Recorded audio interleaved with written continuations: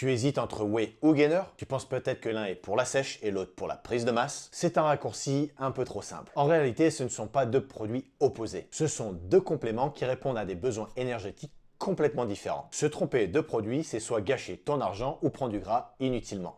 Dans cette vidéo, j'analyse leur composition pour que scientifiquement tu saches lequel prendre selon tes objectifs. Commençons par la whey. C'est de la protéine quasi pure, notamment pour la whey isolate native. Scientifiquement, c'est un apport structurel. Elle apporte les acides aminés pour réparer tes fibres musculaires avec un coût calorique très faible, environ 100 calories par dose. Le gainer est un hybride. C'est de la protéine plus une charge énergétique massive, donc des glucides et parfois des lipides. C'est avant tout un apport calorique. Une dose peut monter à 400, 600 voire 800 calories. La différence fondamentale n'est pas sur ton muscle, mais sur ton bilan énergétique total. La science recommande la whey si tu as besoin de dissocier ton apport en protéines de ton apport calorique. C'est le choix idéal dans deux cas. C'est le cas en sèche où tu dois maintenir ta masse musculaire tout en réduisant tes calories, ou si tu manges déjà assez. Si tu arrives à combler tes besoins énergétiques avec tes repas, donc riz, avoine, pâtes, mais qu'il te manque juste des protéines pour la récupération, ici la whey est le complément idéal. Alors quand est-ce que le gainer devient intéressant? Lorsque ton coût métabolique dépasse ta capacité